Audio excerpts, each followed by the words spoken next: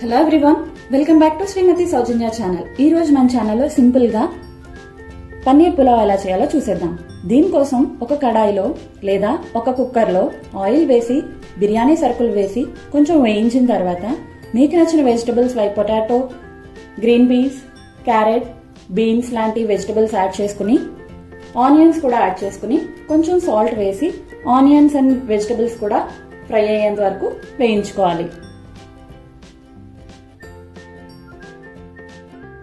తర్వాత 2 టొమాటోస్ ని చిన్న చిన్న ముక్కల కింద చాప్ చేసుకుని వాటిని కూడా యాడ్ చేసుకుని 1 టేబుల్ స్పూన్ అల్లం వెల్లుల్లి పేస్ట్ యాడ్ చేసుకుని పచ్చివాసన పోయేదాకా ఫ్రై చేసుకుని టొమాటో ముక్కలు మ్యాషీగా అయ్యేంత వరకు ఉడికించుకోవాలి.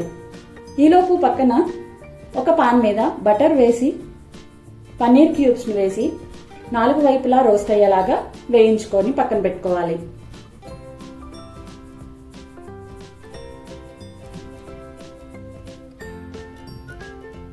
తర్వాత టొమాటోస్ బాగా మ్యాషీ అయిన తర్వాత నేను ముందుగానే ఉడికించి పెట్టుకున్న గ్రీన్ పీస్ ని యాడ్ చేస్తున్నాను. మీ దగ్గర ఫ్రెష్ గ్రీన్ పీస్ ఉంటే కనుక స్టార్టింగ్ లోనే యాడ్ చేసుకోవచ్చు.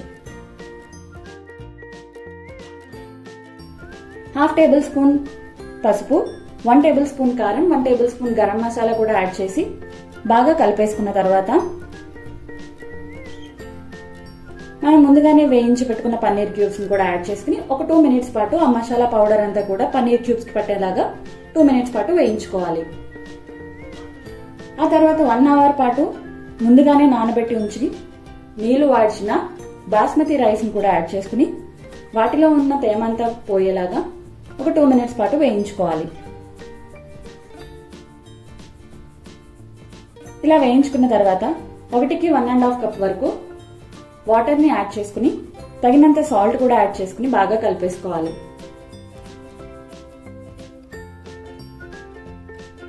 ఈ టైంలో సాల్ట్ సరిపోయిందో లేదో ఒకసారి చెక్ చేసుకున్న తర్వాత వాటర్ బాయిల్ అవుతాయి కదా, ఈ టైంలో కొంచెం కొత్తిమీర కూడా యాడ్ చేసుకుని బాగా మిక్స్ చేసుకుని మూత పెట్టి 2 విజిల్స్ హై ఫ్లేమ్ లో వచ్చేంత వరకు ఉడికించుకోవాలి. తర్వాత ప్రెషర్ అంతా చల్లారేంత వరకు ఒక 15 మినిట్స్ పాటు అలాగే ఉంచి తర్వాత మూత తీసి ఒకసారి కలిపేసుకుని సర్వ్ చేసుకుంటే మన సింపుల్ పన్నీర్ పులావ్ రెడీ అయిపోయింది. సో వీడియో నచ్చితే ఒక లైక్ చేయండి. అలాగే మరిన్ని మంచి వీడియోస్ కోసం నా ఛానల్ ని please subscribe. Thanks for watching.